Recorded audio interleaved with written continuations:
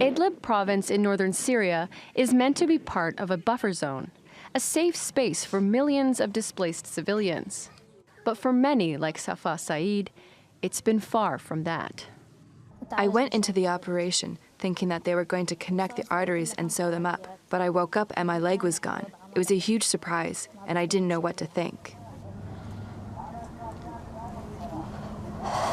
Safa and her family, who have been displaced several times, were hit by a regime airstrike in a camp in Lahluba. That's well within the area of ceasefire agreed on by Turkey, Russia, Iran, and the Syrian regime. Since that agreement in September, the Syrian Observatory for Human Rights reports 50 civilians have been killed in regime bombings, including 7 women and 21 children.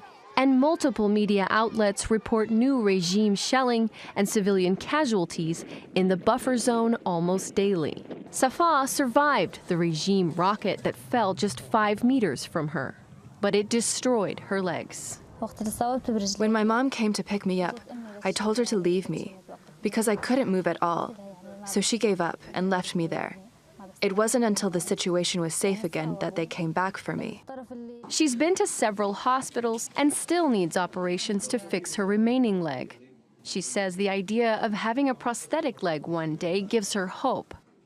But her husband abandoned her, and her father, a cement worker, says that without work, he doesn't know how he'll earn enough to pay for her medical care. Every other day, she has had to change the dressing on her wounds throughout the 4 previous operations. This last operation cost $150 just for the device that's in her leg. There are also expenses related to medicine, hospital visits, and other things. The situation is very difficult. They now live in the Atme camp region near the Turkish border.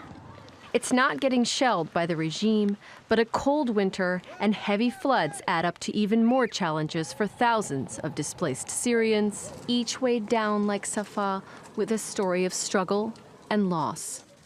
Sarah Balter, TRT World.